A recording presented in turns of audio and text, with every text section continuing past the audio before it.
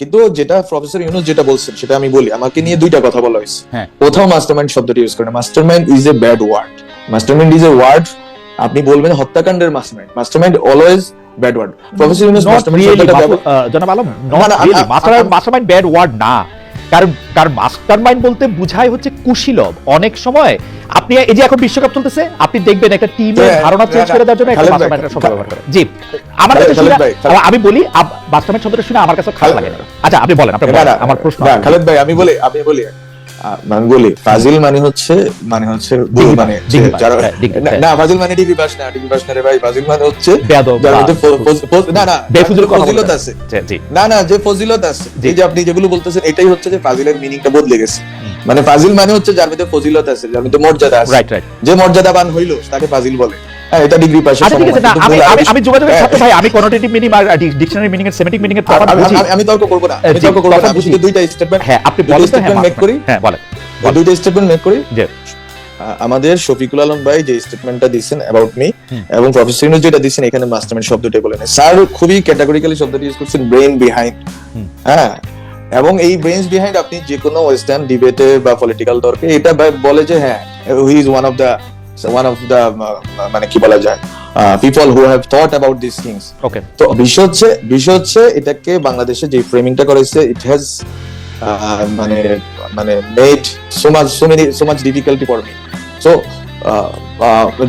মানে যাই হোক, এটা আমি বলতে চাই আর কি। তো এটা আমি বলতেছি যে মেটিকুলাস ডিজাইন, উনি যে শব্দটা ইউজ করছেন, অথবা এরপরে যেটা হয়েছে, উনি ওনার জায়গা থেকে উনি স্টোরি টেলিং এর জন্য বলেন, এই পুরো ঘটনাটাকে উনি সারা দুনিয়াব্যাপী স্টোরি টেলিং করেন, উনি যেভাবে বলছেন এটা। কিন্তু সাধারণ জনগণের কাছে এটা হচ্ছে প্রথম দিকে অবশ্যই রাজনৈতিক নেতৃত্ব যারা ছিল, স্টুডেন্ট লিডারশিপ, তাদের মধ্যে আন্ডারস্ট্যান্ডিংটা ছিল যে এটাকে একটা জমাইতে হবে। এবং জমছে যখন সরকার রিয়্যাক্ট করছে, এবং সরকার রিয়্যাক্ট খুব ব্রুটালি করছে, এবং ব্রুটালি করার কারণে সরকার অজনৈতিক হয়েছে। জনগণ বুঝতে পারছে যে ছাত্ররা যদি নামে এবং নেমে যদি শহীদ হইতে পারে, ওয়াই শুডন্ট উই, এবং why shouldn't we join their march and protest. এবং মানুষ তখন নামছে, মা বোনেরা নামছে, খালারা নামছে। তো কখন নামছে? যখন ছাত্ররা একটা উদাহরণ তৈরি করছে যে আমরা নামছি, আমরা শহীদ হয়েছি, এন্ড এই তোমরা এবার নাম। এবং শহীদ হইয়া তারা এই সাক্ষ্যটা দিচ্ছে যে ওকে নাও উই হ্যাভ। আমার এখানে দুইটা খালি, আমি একটু আগানোর জন্য আমার খালি দুইটা খালি এখানে প্রশ্ন। আমি শব্দর ওই সিমেন্টিক মিনিং এর দিকে আমি না যাই, কোনোটেটিভ মিনিং এর দিকে না যাই। আপনাকে যদি ব্রেইন বিহাইন্ড পরিচয় করাই দিতে গিয়া ডক্টর মোহাম্মদ ইউনূস কিন্তু সেটা শুধু কথার কথা বলেন নাই, উনি আপনাকে নিয়ে গেছেন সেখানে ক্লিন্টন ফাউন্ডেশনে, সে বক্তৃতা দেওয়ার সময় আপনাকে উনি স্টেজে উঠে পরিচয় করাই দিয়েছেন, কারণ উনি এটা মিন করছেন, এটা একটা হঠাৎ ঘটনা না। মেটিকুলাস ডিজাইনের ক্ষেত্রেও এটা বলতে গেলে আমার কাছে মনে হয় শুধু এটা স্টোরি টেলিংয়ের জন্য এটা হঠাৎ ঘটনা। তাও যদি আমি আপনার কথা মেনে নিই যে আচ্ছা এটা একটা হঠাৎ ঘটনা হইতে পারে, তাহলে আপনি আমাকে বলেন তো, যে আন্দোলনের মধ্যে ছাত্রদের দেখিয়ে দেওয়া পথে জনতা এবং সবাই অংশগ্রহণ করলো, সেই আন্দোলনের যেটাকে আমরা ক্ষমতার ভাগাভাগি বলি, সেই ক্ষমতার ভাগাভাগিতে ঢাকা বিশ্ববিদ্যালয় কেন্দ্রিক আপনারা যারা সুন্দর করে কথা বলেন, বেশি করে পড়ালেখা করছেন, তারাই কেবলমাত্র ক্ষমতার ভাগাভাগির অংশীদার কেন হইলেন? মানে সেইটার অংশীদার কেন? মানে যেই ছাত্র, আমি সহজ করে আমার কাছে যতটুকু খবর আছে, আমি তখন জার্মানিতে ছিলাম, সহজ করে যতটুকু করে বলি, যেই ছাত্ররা পদ দেখাইছে ঢাকায় আপনারা, একইভাবে ঝিনাইদহে বা কুমিল্লায় বা আমার পার্বত্য চট্টগ্রামেও সেই ছাত্ররা ওই জেলা শহরেও রাস্তায় নাইমা, কারণ আবু সাইদ স্বয়ং রংপুরের ঘটনা, একইভাবে পদ দেখাইছে। কিন্তু ক্ষমতার ভাগাভাগিতে আপনারা গেলেন, আপনারা লিড করলেন কেন? মানে আপনারা কিভাবে নিজেদেরকে নিজেরা প্রতিনিধিত্বশীল বললেন? মানে কেমনে? ওই আন্দোলনের তো কোনো নেতৃবৃন্দ ছিল না, ছিল সমন্বয়। আপনারা মানে এটা কেমনে করলেন, এবং এই পরিচয়টা তখন আপনারা কিভাবে মাইনা নিলেন? এখানে তো ধরনের রিপ্রেজেন্টেশন বলতে তো দুনিয়াতে একটা শব্দ আছে, কিন্তু মানে কয়েক হাজার মানে আন্দোলনরত যারা আছে তাদেরকে, বা যারা আহত শহীদ হয়েছে তাদের ফ্যামিলি মেম্বার, এইভাবে কিন্তু কখনোই রিপ্রেজেন্টেশন নিশ্চিত হয় না। রিপ্রেজেন্টেশন মানে হচ্ছে আমরা এদেরকে মাইনে নিছি। এখন আপনি যদি বলতে পারেন আজকে রিট্রোস্পেক্টিভলি আমার নাহিদ ইসলাম, আসিফ মাহমুদ, মাহফুজ আলমকে পছন্দ হয় না, ওরা না ক্ষমতা কুক্ষিগত করছে, এই কথাটা আগস্ট মাসে কেউ বলছে, সেপ্টেম্বর মাসে, অক্টোবর মাসে? কিন্তু 69 সালের উদাহরণ আপনি দিলেন জনাব আলম, কিন্তু 69 সালে আপনি যাদের কথা আপনি বললেন, যারা লুকায় ছিল পরে বাইরে আসছে, যারা এই কাজ করছে, তারা কেউ গিয়া কি ক্ষমতার মানে যেটা হচ্ছে ক্ষমতা কাঠামো এবং পুরনো বন্দোবস্তের ক্ষমতার কাঠামোটা, মানে তারা সেই ক্ষমতার মধ্যে গিয়ে বসছে, তাদের কেউ বা কখনো বসে? আচ্ছা, আপনাকে একটু বললি, 69-এ যখন শেখ মুজিবুর রহমানকে এরা বের করছে স্টুডেন্টরা, কি জন্য? Sheikh Mujib will lead the struggle against Pakistanis. সেখানে শেখ মুজিবুর রহমান যখন লাহোরে গোল টেবিলে বসলেন, তখনকার পত্রিকাগুলো একটু দেখেন, তখন কিন্তু স্টুডেন্ট লিডাররা অপোজ করছে যে আপনারা আমরা বের করছি কি আপনারা এই গোল টেবিল মিটিং করার জন্য। হ্যাঁ, শেখ মুজিবের এই স্ট্র্যাটেজি নির্বাচনী রাজনীতি সফল হয়তো প্রমাণিত হয়েছে বা এটা এটা আমরা আলোচনা করতে পারি। কিন্তু কথা হচ্ছে স্টুডেন্টরা, আমি তো মনে করি স্টুডেন্ট না, শুধু স্টুডেন্টদের জন্য আরো সংবেদনশীল, আরো মানে কি বলা যায়, আরো স্টুডেন্ট বা এই জেনারেশনকে কোনো না কোনো ভাবে গাইড করতে চায়, গাইড এবং সাথে সাথে হচ্ছে যে মানে এলিভেট করতে চায়, এরকম আরো লোককে এখানে নিয়ে আসা দরকার ছিল। মানে ক্ষমতা তো মানে স্টুডেন্টদের গাইড করতে চায় নাকি, মানে মানে কাদের নিয়ে আসা? আমি বললাম যে এটা আপনি ধরেন এই আপরাইজিংটা তো student led uprising, people were there but led by students. Okay, তাহলে স্টুডেন্টরা ক্ষমতার যদি ভাগীদার হয় এবং ভাগীদার হওয়াটাকে যদি আপনার জনগণ মেনে নেয়, প্রশ্ন না করে, আপনি আজকে রেট্রোস্পেক্টিভলি প্রশ্ন করছেন, আমরা শেখ মুজিবের প্রশ্ন করি, কিন্তু শেখ মুজিব 1971 সালের 72 সালের 10 জানুয়ারি যখন ঢাকা শহরে নামছে, কোন বাপের বেটা তাকে প্রশ্ন করছে? করে নাই। না, সেটা তো এখন আপনি বাপের বেটাত্ব আনতেছেন, কিন্তু এই বাপের বেটাত্ব তো আরেক কথা হইলো। বাপের বেটাত্ব তো এক কথা হইলো, কারণ প্রশ্ন কে করবে? আমি তখন আপনাদের সমর্থন করি, আরেকজন আপনাকে সমর্থন করে, পুরো বাংলাদেশ সমর্থন করছে। আপনি মনে রাখবেন যে ইমরানের সরকারের কথাই কিন্তু বাংলাদেশে সব বাতি টাতি বন্ধ হয়ে গেছিল। সেইটা তো একটা মোমেন্ট, সেইটা তো মোমেন্ট, সেটা তো একটা মোমেন্ট না। আপনি ইমরানের সরকারের কথা, আপনি যদি ওই যে পত্রপত্রিকার কথা বলেন, তাহলে পত্রপত্রিকা দেখেন, বাতি বন্ধ করে দিয়েছিল বাংলাদেশের সব জায়গায়। আমার মনে আছে, বাংলাদেশের সব জায়গায় বাতি বন্ধ করে দিয়েছিল ইমরানের সরকারের কথা, সব জায়গায় অনেক জায়গায়। শেখ হাসিনা নির্দেশে ইমরানের সরকারের মুখস্থিত বয়ানে তারপরে বাতি আমলি ইমরানের সরকার, সেটা আমরা না সেটা মানুষ, সেটা আপনি খালি শেখ হাসিনা বললে অর্ধেক বলবেন, অনেক মানুষও করছিল, আসলে একটা মোমেন্ট হয়। আমি অর্ধেকটা মানে হ্যাঁ আমরা আগে অর্ধেকটা বলি না, বললাম যে বলছি যে শেখ হাসিনার নির্দেশে যেমন বাতি বন্ধ করা হয়েছিল, কিছু কিছু মানুষ এমনিও বন্ধ করছে, যারা ইমরানের সরকারের পরে অনেক শত্রু হইতে পরিণত হয়েছে। ইমরানের সরকারের অনেক একটা মোমেন্ট, একটা খুবই। আপনি আমাকে বলেন, আপনি যদি এখন বলেন যে ওই সময় কে বাপের বেটাত্ব, তাহলে ওই বাপের বেটাত্ব দেখা যায় কথা শেখ মুজিবের ব্যাপারে। না, আপনি জুলাইয়ের ব্যাপারেও বলছেন যে ওই সময় কে বলছে। জুলাইয়ের ব্যাপারে আমি বাপের বেটা শব্দটি ইউজ করি না, শেখ মুজিবের ব্যাপারে বলছি, এটা ইচ্ছা করেই বলছি। কারণ ইচ্ছা করে বলছি এই জন্য, শেখ মুজিবুর রহমান উনি হচ্ছে যে আনডিসপিউটেড লিডার ছিলেন ইস্ট বেঙ্গলের, ইস্টার্ন পাকিস্তান, এবং উনি 71 পরেও ছিলেন। উনি 72 সংবিধান এবং এই পুরো প্রক্রিয়াটার ভিতরে উনি রাষ্ট্র ব্যবস্থা পুনর্গঠনের ক্ষেত্রে ওনার ব্যর্থতা এবং সব স্টেটমেন্টশিপ আচরণের অভাব, আরো হাজারো কারণে উনি মানে মানুষের কাছে মানে একটা মিশ্র চরিত্রের মানুষ হয়ে গেছেন, এবং এখন তো ওনার মেয়ের কারণে মানুষ ওনাকে অপছন্দ করে। কিন্তু বিষয়টা হচ্ছে কি, আপনি যখন একটা ইতিহাসে বসেন, আমি কেন এটা বলতেছি, আপনি শব্দে পড়ে থাকেন না, আপনি যদি আগান, যেটা হচ্ছে আমি কেন কথাটা বলছি, যে লেজিটিমেসি যেটা, আপনি যদি ওই গভর্নমেন্টে স্টুডেন্টরা না হয়তো অনেক, আমি আপনাকে শুধু একটা কথা বলি, ওই সময় একটা পরিস্থিতি এরকম ছিল যে লেজিটিমেসি ক্রাইসিসে পড়তে হইতো গভর্নমেন্ট। ওকে, আচ্ছা ঠিক আছে, আমি শব্দে না আটকাইলাম। আসেন লেজিটিমেসি ক্রাইসিসটা নিয়ে যদি একটু যদি চর্চা করি, যে আপনাদের কাছে মনে হইলো যে এই একটা বিপ্লব করে একটা দেশের প্রধানমন্ত্রীকে আরেকটা দেশে হেলিকপ্টারে করে পাঠায় দেওয়ার পর, ওই দেশে আমরা পাঠিয়ে দিই নাই, উনি পালাই গেছে। আচ্ছা, পালা যাওয়ার পরে যে দেশের সরকার নেই, তখন আপনার কাছে মনে হইলো যে এই দেশের আসলে লেজিটিমেসিটা এমনভাবে রাখতে হবে যে ওই প্রেসিডেন্টের কাছে গিয়ে আপনাদের শপথ নিতে হবে, একটা তত্ত্বাবধায়ক বা অন্তর্বর্তী সরকারের কাঠামো সংবিধানের মধ্যে খুঁজে বাইর করতে হবে, ওই বিচার বিভাগের 106 রে ধইরা ওইভাবে ওটা লেজিটিমেট করতে হবে। ওইটা কেন মনে হইলো, মানে ওইটা কেন মাথায় আসলো? ওইটা মনে হয়নি রে ভাই, মানে বিষয়টা হচ্ছে যে যেটা করছে সেটা আর যেটা করতে পারতো সেটা নিয়ে যদি আমরা আলোচনা করি, আলোচনা রাত শেষ হয়ে যাবে, আমার এখানে রাত, আমরা ওখানে দিন। আচ্ছা, বিষয় হচ্ছে আপনার আমার 5 তারিখ 6 তারিখ জিনিসটা, 5 তারিখ বিকালে সন্ধ্যায় যখন চ্যানেল 24 গিয়ে ছাত্ররা ইনক্লুডিং মি যখন আমরা কথা বলতেছি, এট দ্যাট টাইম আমরা ভাবছি যে শহীদ মিনারে, ওই সময় অলরেডি শাহবাগ শহীদ মিনারে আমাদের প্ল্যান যে শহীদ মিনার থেকে সরকার গঠন করা হবে, শহীদ মিনার থেকে সরকারের শপথ হবে। আমি আপনাকে আমি ফ্যাক্ট বলতেছি, এবং আমার যারা আছে, যারা সহকর্মী আছেন, বেঁচে আছেন, ওরা আল্লাহর রহমতে ওদেরকে জিজ্ঞাসা করতে পারে। 6 August same idea, 7th August same idea, 8 আগস্টে প্রফেসর ইউনূস যখন আসছেন তখনও পরিকল্পনা ছিল যে শহীদ মিনারে উনি যাবেন, উনি জনগণের মধ্যে থেকে শপথ গ্রহণ করবেন। ওকে, আমি এটা বলতেছি। ফলে আপনি এটাকে কিভাবে সংবিধানের কাঠামোটা কেন লাগে, কেন আমরা সংবিধান বলছি যে 72 সংবিধান চাই না, হ্যাঁ, কেন আমরা অনেকগুলো সংবিধানকে নিয়ে কেন এত মানে মানুষের ভিতরে এত কথাবার্তা, হ্যাঁ, এটা তো শুরু হয়েছে, আমরা শুধু বলি নাই, এটা রাষ্ট্রীয় সংস্কার আন্দোলন হাসপাতাল বাইরে থেকে শুরু করে বিএনপির লোকরাও বলছে, সব ধরনের রাজনৈতিক যারা বিরোধী দল ছিলেন ওই সময় তারা বলছে, এখন হয়তো তারা বলে টলে গেছে নাকি।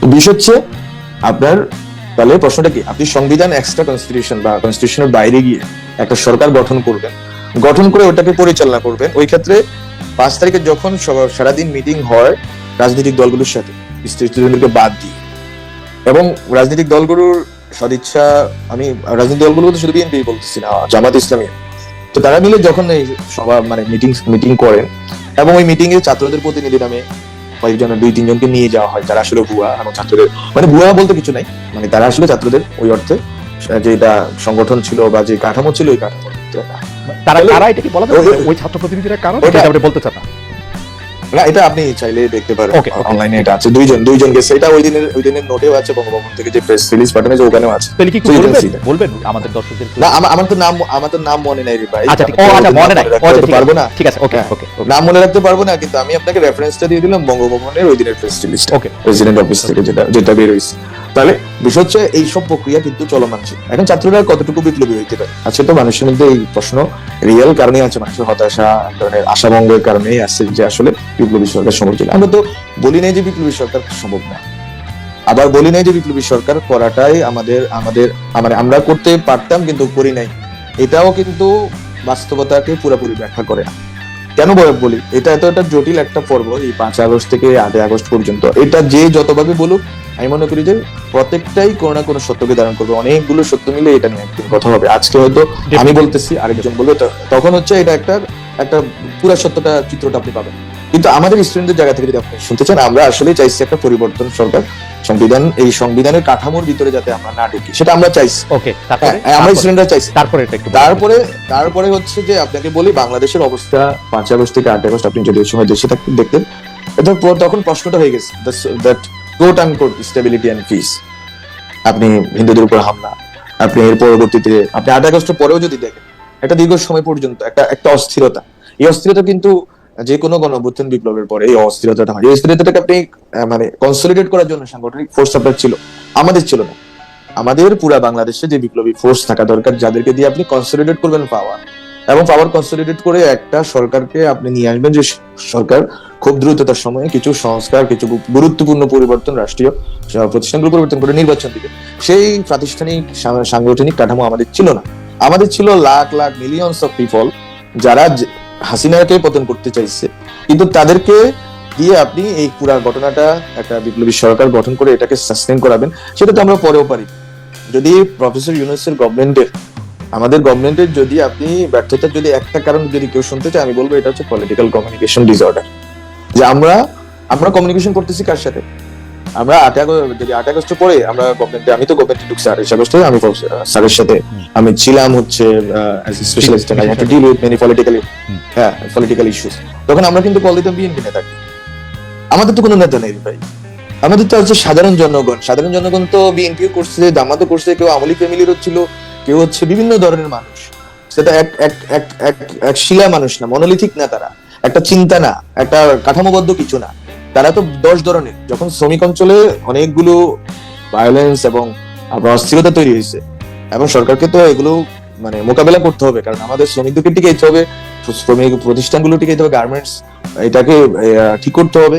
যেটা আমার কাছে মনে হয় যে এই পর্যন্ত আমি যত ব্যাখ্যা শুনছি, আপনার ব্যাখ্যাটা আমার কাছে মনে হয়েছে যে আপনি সেই সময়কার একটা প্রকৃত চিত্র বা আমি একটা দেখতে পাইলাম চোখের সামনে। কারণ 5, 6, 7, 8 তারিখে কারণ কেন বিপ্লবী সরকার না হয়ে একটা কাঠামোবাদী বা সাংবিধানিক কাঠামোর একটা সরকারের দরকার হয়েছিল, সেটা আমার কাছে। কিন্তু আমার একটা প্রশ্নও আছে, আপনি কিন্তু খুবই মানে খোলা মনে আপনি স্বীকার করে নিলেন যে বৈষম্য বিরোধী ছাত্র আন্দোলন বা যারা এই গণ অভ্যুত্থানটা ঘটাইছে, যারা এই নেতৃত্ব ছিল, তাদের তো ওই সাংবিধানিক মানে ওই সাংগঠনিক কাঠামো ছিল না যাতে তারা এই ব্যাপারগুলি কন্টেইন করতে পারে। আপনি যারা সংখ্যালঘু তাদের উপরে হামলার কথা বলছেন, শ্রমিকদের সাথে এক ধরনের সংঘর্ষের কথা বলছেন, পুলিশ বাহিনীর কথা আপনি বলেন না, আমি বললাম, ইত্যাদি নানা রকম। কিন্তু কোনো অসুবিধা নেই, পুলিশ বাহিনীর কথা আমরাই বলছি, এবং আমরা 54 সদস্য, আমি বলি ফর রেকর্ড, 54 জন পুলিশ সদস্য যারা শহীদ হয়েছেন, যারা বা মারা গেছেন, যেটাই বলেন না কেন, বাংলাদেশে যে ভাষা ইউজ করেন, বিষয় হচ্ছে তাদের পরিবারকে সরকার থেকে অর্থ সরবরাহ করেছে। এটা আমরা নিজেরা করছি, আমি নিজে এই বিষয়তে আমরা তালিকাও করছি, আমরা তাদেরকে অ্যাজ নাগরিক হিসেবে তাদের পরিবারের জন্য সহযোগিতা করছি। এখন বিষয় হচ্ছে যে কোনো ভায়োলেন্স, এখন এই ভায়োলেন্সটাকে আপনি আসলে কোনটা কম কোনটা বেশি এসব দিয়ে আসলে না, আমি বেশি কম, আপনি একদম যেরকম পরিস্থিতি ব্যাখ্যা করলেন, আমি আসলে দেশের বাইরে থাকলেও তখন আমি জার্মানিতে, কিন্তু আমি 5, 6, 7, 8 4 দিন আমি ছুটি বাতিল করে আবার কর্মক্ষেত্রে আসছিলাম, মানে ডয়েচে ভেলেতে। তো সেই 5, 6, 7, 8 তারিখে আমাকে খেয়াল করতে হয়েছে। তো আমি আপনার কাছে আমার প্রশ্ন, আপনি কিন্তু বললেন যে ছাত্রদের কিন্তু সেরকম সারা দেশব্যাপী একটা সাংগঠনিক কাঠামো ছিল না যেখান থেকে একটা আপনারা কোন একটা নির্দেশ দিলেন বা কোন একটা স্বেচ্ছাসেবক বাহিনী তৈরি করে তাদেরকে রক্ষা করতে চাইলেন, সেটা আসলে সম্ভব ছিল না। কিন্তু যাদের ছিল, অর্থাৎ যেগুলি পুরনো রাজনৈতিক দলগুলা, বিএনপি, জামায়াত বা যারা অন্যভাবে ছিল, তাদেরকে কি আপনি ওই সময়কার এইসব পরিস্থিতির জন্য দায়ী করেন যে তারা এটা কন্টেন্ট করতে পারে বা কিছু ক্ষেত্রে ইন্ধন জুগিয়েছে? হ্যাঁ, না আমি হচ্ছে যে এইভাবে মানে জেনারেলাইজেশন করব না। সেটা তো হচ্ছে যে মানে আপনার মুক্তিযুদ্ধের পরেও তো বাংলাদেশে হিউজ পরিমাণ মব ভায়োলেন্স, এবং মব ভায়োলেন্স না শুধু আজকে যে অর্থে মব ভায়োলেন্স বলে, এটা আপনি 72 সালের পত্রিকায় পড়লে এটাকে কম মনে হবে। হ্যাঁ, এগুলো আমরা বলতে চাই না। কারণ আমরা হচ্ছে যে আমরা মানে এগুলো হচ্ছে যে ইতিহাসের পিছনে, ইতিহাসের পিছিয়ে ইতিহাসকে বয়ানের বিরুদ্ধে বয়ানের যুদ্ধ করে আসলে কত দূর অগ্রসর হওয়া যায়। সাধারণ মানুষ দেখছে স্টুডেন্টরা কত দূর কি করছে। তো যাই হোক, এটা শুধু মিডিয়া ন্যারেটিভ দিয়ে সবকিছু কম ম্যানিপুলেট করতে পারলে হাসিনা আজকেও ক্ষমতায় থাকতো।